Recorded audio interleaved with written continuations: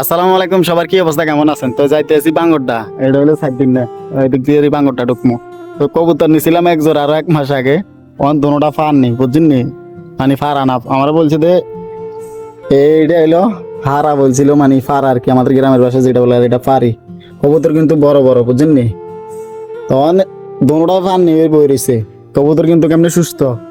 তো গৃহস্থ আমরা কইতে দেয় না, গত বাজারও আমি গৃহস্থর আমি 1300 টাকা বলছি, 1500 হলে বিক্রি করে দিত। যদি আমার বলতো ভাই 800 বাড়াই দেন, আমি দিয়ে দেন আমরা গৃহস্থ কবুতর। এগুলো ব্যারির থেকে নিছি আরো 1 মাস আগে, এখন এগুলো দোনোটা ফানির কারণে ব্যারি আমার বলছে নিয়ে আসেন, আমি চেঞ্জ করে দিব। এই হইলো অবস্থা আরে। এখন ব্যারি আমার বলতেছে ভাই আমি তো ঠিকঠাক ভাবেই দিছি, এখন কেমনে কি হইলো আমি বুঝতেছি না।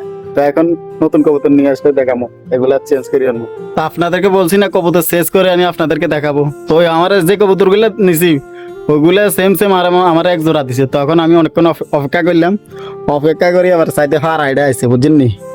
এটা লাল সূর্যমুখী আর কি, যারা কবুতর ফেলে তারা অবশ্যই চিনবো। ওইটা ওইটা ফার নেই আর কি, ওইটা আগের থেকে ওনার কাছে ছিল। ফারাটা আছে, আর ফারাটা আমার পছন্দ হয়েছে, পরে আমি ওই জোড়া দিয়ে আমি বলছি আমার এইটার লগে ফার নেই মিলে দেন। ওর ফার নেই মিলে দিছি আর 1600 টাকা, কিন্তু গৃহস্থ লইছে 2 জোড়া 1700 টাকা দিই, বুঝছেন নি বিষয়টা? ওখানে এবার আরো 100 টাকা দিছি, আগে দিছি এই জোড়া 1350 টাকা দিয়েছি, ওখানে আরো 100 টাকা দিছি, এবার 1450 টাকা পড়ছে। এর মধ্যে তো আমি 1 মাস ফাইলে ডিম পারে না দেখে ফেরত দিছি। এই হইলো অবস্থা আরে। আসলে গৃহস্থরা আমাদের কাছে কবুতর বিক্রি করে না, ওই বেয়ারের কাছে বিক্রি করে যায়, আর বেয়ারি এক জোড়া বেচে 1500। তো ওকে, ভালো থাকবেন, সুস্থ থাকবেন, আল্লাহ হাফেজ।